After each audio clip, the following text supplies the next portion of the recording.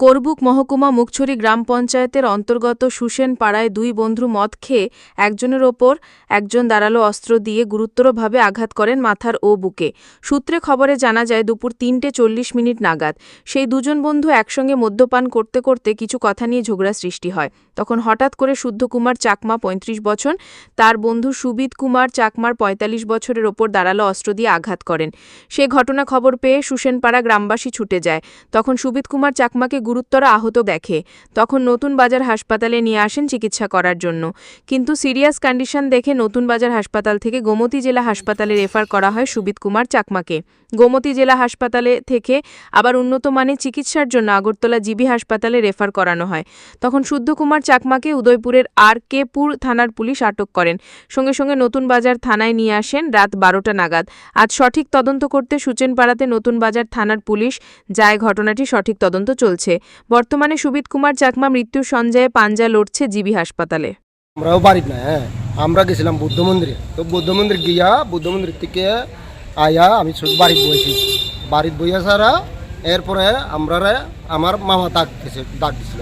তো ডাক কিয়া কিতে হয়েছে, কই মামা এই বাগিনা বাগিনা আইও কিতে হয়েছে।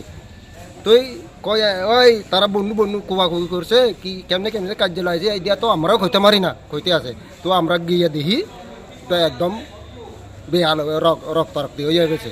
তো এরপরে আমরা কইছি, আমি কইছি এভাবে চুপচাপ করলে হইতো না, আসামি হলে আসামি তা হোক, তাহলে এরপরে রুগীটারে চিকিৎসা করো এই দূর আমি এই জায়গা এইটা আনছি নতুন বাজার থানা নতুন বাজার হসপিটালের থেকে আর রিভার করছে উডেপুর থেকে আগরতলা করছে। এই দূরে কি দিয়ে হাত করছে হে করছে, মানে ওই দানখনের দাও আছে না, এই দাও দিয়ে করছে।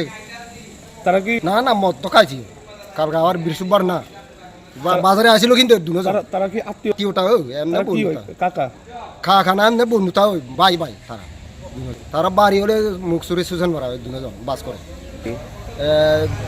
সুইস কুমার তার নাম হলে বিজয়।